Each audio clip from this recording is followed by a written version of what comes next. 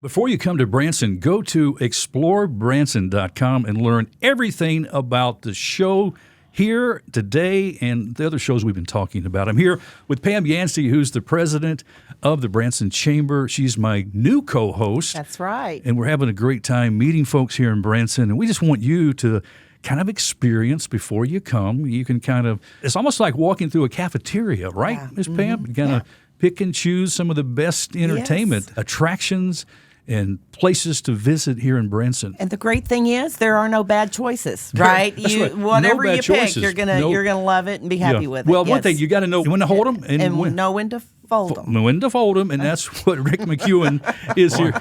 Is here There's with a us. setup.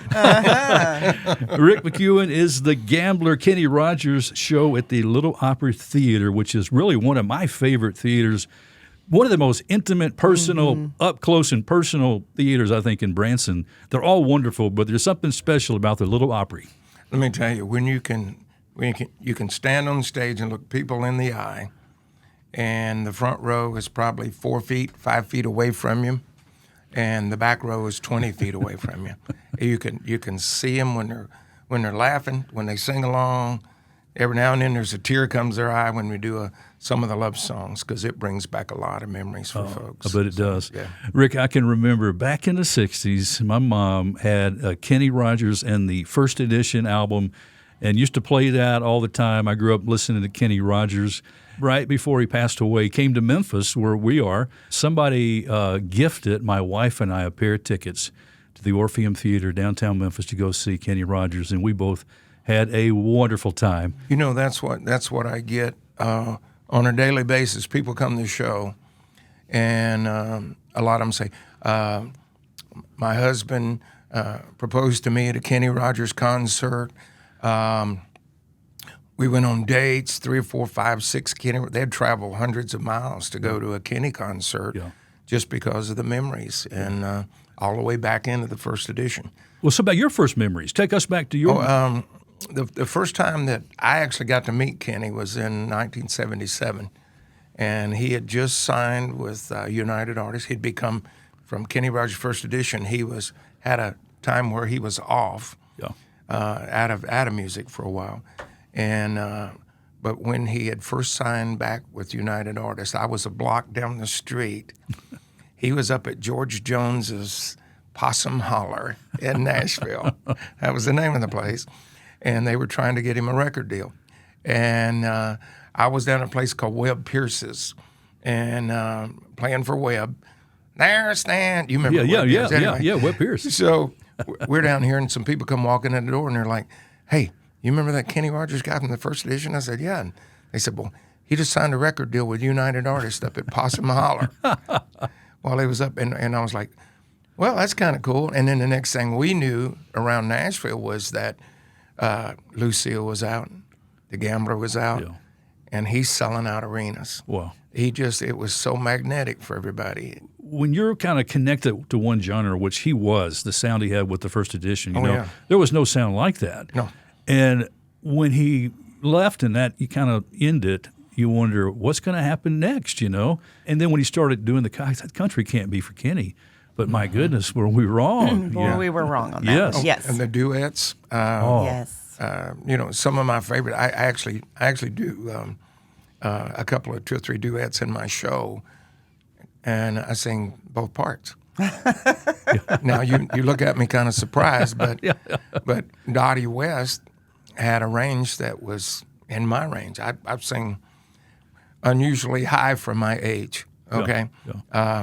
I went through heart surgery in 2017, and when I came out of that, I had about an octave higher range. Don't ask Did you me. pay them extra to do that for you when they were in there, Rick? Well, I'm not. There's my wife has a joke about that, but we're gonna where they put the stitches, but that's another story that we won't talk about today. But it was. I'll do. I have people singing along all the time, and the duets, they know all the lyrics. People say, well, I bet you have a lot of ladies that videotape and do the thing. And I said, I have probably as many guys that videotape the love songs and stuff so they can have them for later, because that's what Kenny did. Kenny always had this thing where he said the things that men wanted to say to their wives. Yeah. And that's when the tears start flowing. Wow. Guys and girls. Yeah. And it's pretty outstanding. I mean, I'm sitting here going, I don't deserve, they live, I think I live kind of vicariously through them maybe somehow. I don't know where when I sing, but like I said, the memories start flowing and after the show's over, I hear great stories. Oh, and that's probably the best part. Stories. Yeah. Oh, yeah. So let's back up when you first picked up the guitar. 13 years old. That was 57 years ago. Was it a Sears guitar, or what kind of guitar was it? It was. Was it a Sears? It was a silver tone. Silver tone. Shaped like a telly. And my mom, her and Dad, I think they had many discussions about this, and she ended up buying it anyway. But I had a big silver tone amp and a silver tone guitar. And I messed with it a little while, and it was like I had been playing my cousin's guitar. And my uncle finally comes up and says, because I was at his house playing it, he said, "Hey, why don't you take this guitar and take it back to the house with you?" And I was thinking, well, that was kind of sweet. And then I realized it Just wanting to get rid of it. wanted to get me out of the house. But over the years, I used to put on Dean Martin albums, and I'd put on Buck Owens and everybody, and I'd play along, and I actually started playing bass guitar. Really? And which ironically ran along with what Kenny did but mine started later. I just, it's John Hartford was a good friend, and he told me one time, he said, your limitations dictate your style. And so what you can't do dictates what you do. And I find that over the years, I've tried to overcome a lot of the shortcomings. I always wanted to play like somebody else or sing like somebody else. Yeah.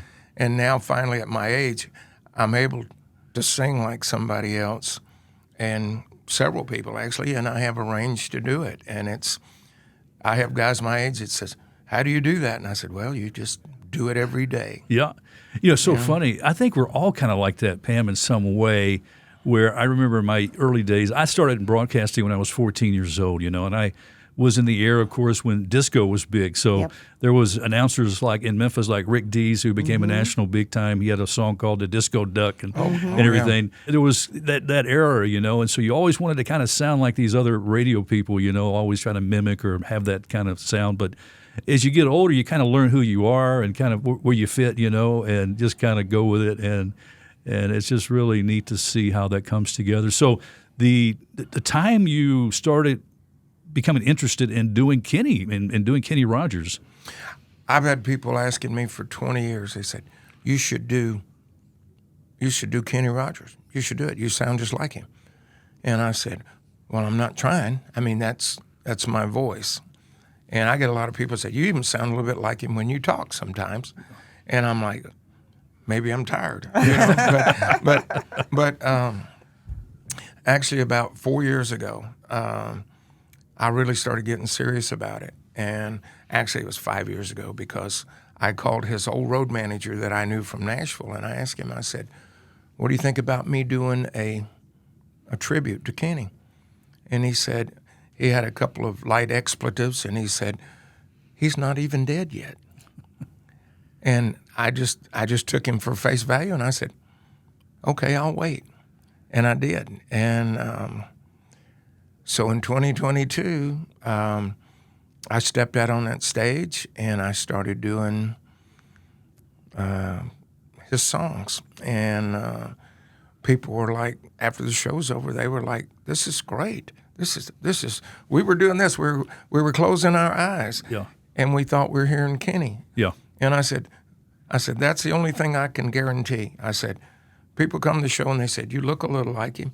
You sound a little like him when you talk, but when you sing, you sound just like him. Wow. And to me, that's amazing, because I don't hear it like they hear it. And I can hear it on a recording, and then it makes sense, but not. Wow. Rick, that's so wonderful. Well, you brought your guitar in, and before we say goodbye, I'd love for you to pick a little bit for us. Well, I'm going to move this mic. I hope it don't rumble a little. And there we go. And this is one that I always tell everybody. I said, you know,